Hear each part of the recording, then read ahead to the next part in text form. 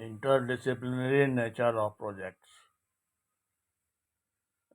These projects consist of civil engineering, mechanical engineering, electrical engineering. All these branches are necessary in these projects. Like the disciplines are civil, mechanical, and electrical. Examples of these projects are metro construction project, automobile plant, transmission line project. Any specific branch is not sufficient.